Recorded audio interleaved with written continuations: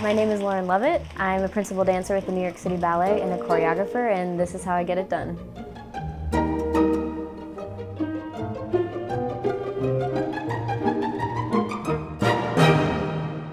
Lately, I wake up around 5:36 a.m.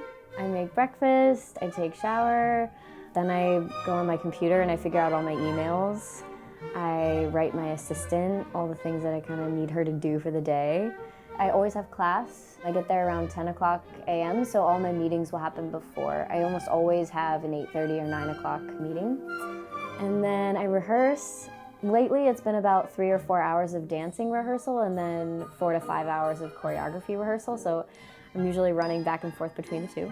I keep a water bottle with me that says, "Be here now," and it just reminds me all day that you can't go faster than that moment. And it all happens. I'm learning to breathe a lot more.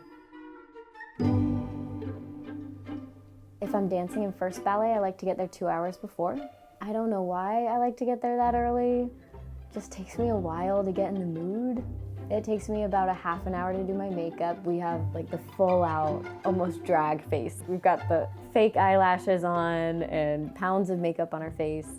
And I warm up for a half an hour. I get nervous every time I'm on stage. Even as a kid, I never felt like I was one of those kids that really took to the stage or had that personality that needed to be out there in front of a lot of people.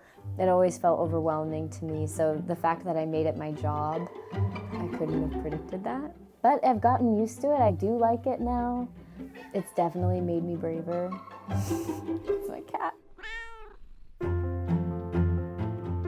Female choreographer has its pros and its cons. There's a lot more opportunity for women than there ever was before. I feel lucky to be on this side of history. Still, I have to stand up on chairs because I'm not very tall, and I have to learn about partnering because I've never, lifted somebody above my head. I don't know what that's like. Men don't know what point shoes are like, so I have a little bit of a leg up in that area. So it's just different. I didn't grow up with a lot of female choreographer mentors. I've maybe worked with 2 in the entire 10 years I've been at New York City Ballet. So taking on that role felt kind of overwhelming at first, but I've realized that it's really important to me who's in the space. I really try to choose good energy, dancers that are willing to put themselves out there and be a part of a collaborative process, because not everybody is. And I speak up now more than ever before, and I'm very grateful for that. It's helped me in every area of my life. It's not easy to tell your peers what to do. Maybe we don't go to Susu, maybe it's just arms. So you can break open, 1, 2, 3. Yeah, I love that. So I find that challenging, but I also find it really fun. It's an opportunity to create an environment that maybe I wish I had in my day. I usually start with the music. That always seems like a good place to start. Then you build somewhere. You find some place that you feel is solid. Sometimes in the middle of the piece, sometimes it's at the end. Usually for me, it's somewhere in the middle. I like doing it that way because at the end, I'm always in awe because it just comes together and it's like you're seeing it for the first time because you did a minute here and you did a minute there, and it's like putting a puzzle together. I map it out beforehand. I usually have some formations in mind, but there's still nothing like being in the room with people, because you just know, once you see everybody there, you go, oh yeah, you 4 run that way, and then what does that make? And sometimes it's a surprise, so I'll never want to take that spontaneous element out. I love it. It looks so good. I love the first show of something that I made. I usually cry. I get all emotional. You see the dancers take it to another level.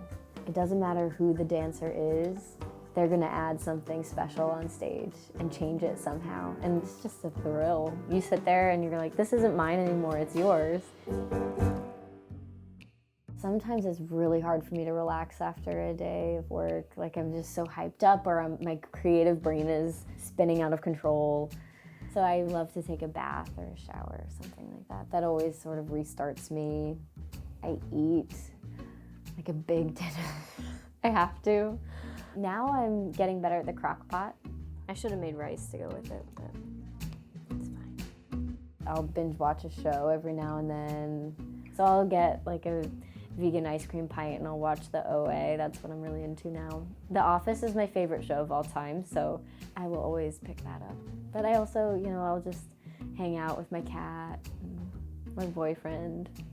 I have to wash my face. I'm really big about my face. I think because I sweat so much in the day and there's a lot of makeup that gets caked on, and I hate falling asleep with mascara on my eyes, and so that's like the one thing I can't skip.